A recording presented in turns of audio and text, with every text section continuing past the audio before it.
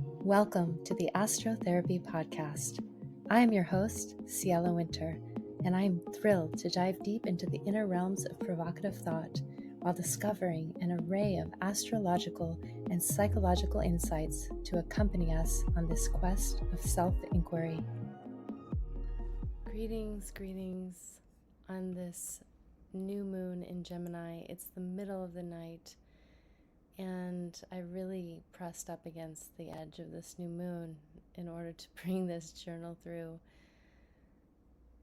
And I'm feeling pressed up against the edge of my life in so many ways.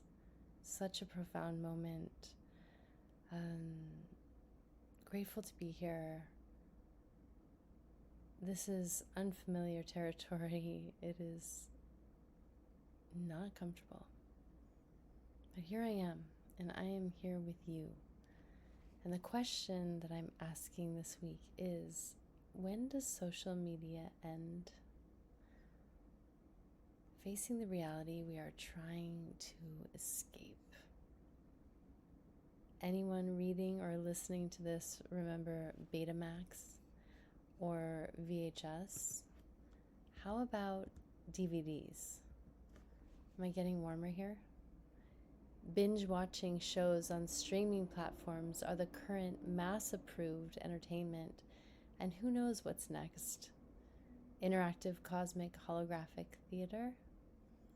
Let's see where we go in this radically airy and technologically charged year of Jupiter in Gemini, especially with Pluto in Aquarius just starting to amp up. These two heavy hitters are in harmonious trine, aspecting during this potent Gemini new moon, indicating powerful and amplified change. With Pluto retrograde, some reflection on where we've been and where we are headed is the perfect segue into this new era. The perfect segue into this new era. I just had to say that again.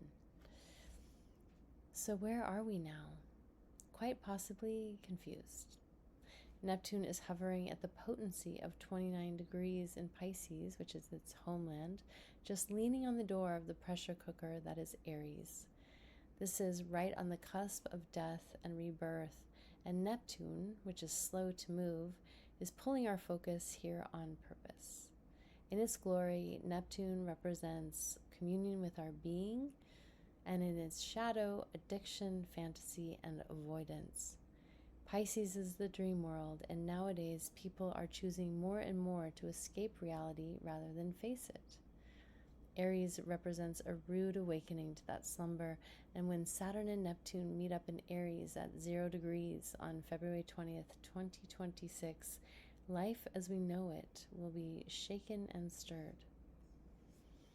So how do we be human in the age of AI?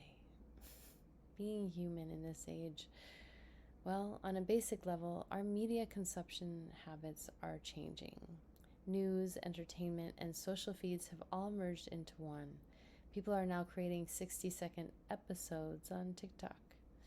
Feature films are struggling to hold the average attention span, which is why shows watched on streaming platforms are gaining popularity. Only the die-hard, Fast and Furious, core sex, and violent mass-produced franchise films seem to have the financial backing to make it to the big screen. Indie film fans still show up for festivals, preserving a dying breed of storytelling. Are we even human if we stop sharing our stories? Will being human remain relevant in the realm of film and art? I hope so. What about AI? Everyone watched with fervent anticipation during the writer's strike in Hollywood as they paced the pavement to keep actors and writers in their rights in the face of the looming threat of AI taking over the Hollywood machine. Somehow they've postponed what feels eventual, if not inevitable. And even if a sudden moral or at least rational ethics swept through the boardrooms designing our apocalyptic fate in the hands of AI, could the humans who created AI undo something they've already done? The answer is quite obvious. AI isn't even new. Those developing in this field have been at it since before the 1950s, with a vision of creating machine learning that can surpass human capabilities.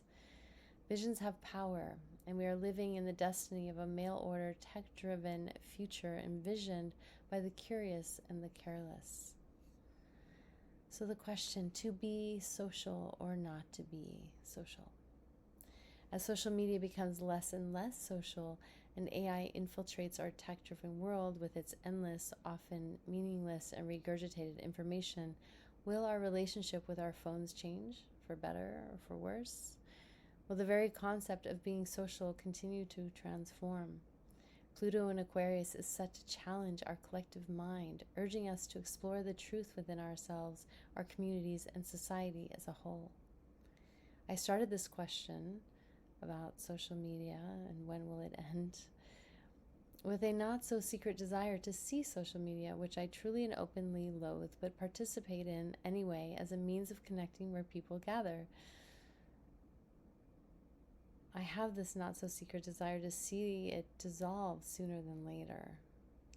However, I'm not alone. I don't think I'm alone in this, but in seeking that answer, I am brought to a slightly more dystopian prognosis than is comfortable, and so many of my clients are also struggling with a love, mostly hate relationship with this medium that often is a source of livelihood for them in some way.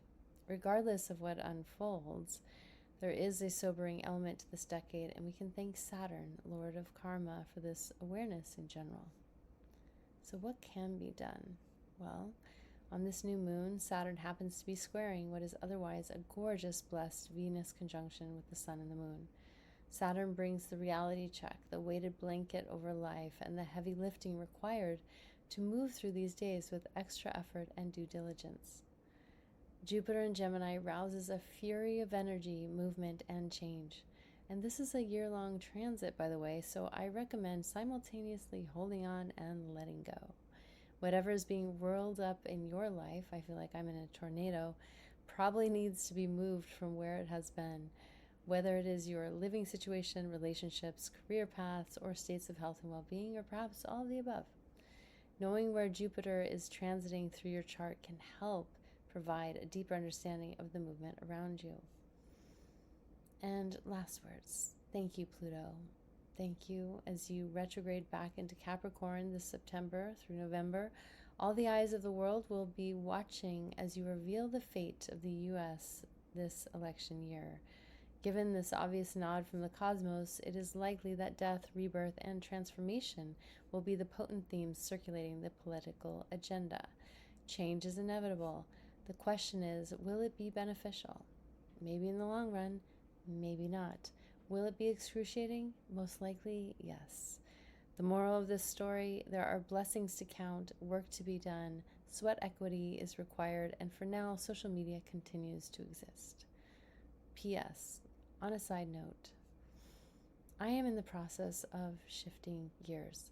I don't exactly know what this means concerning my work, writing, and daily routines.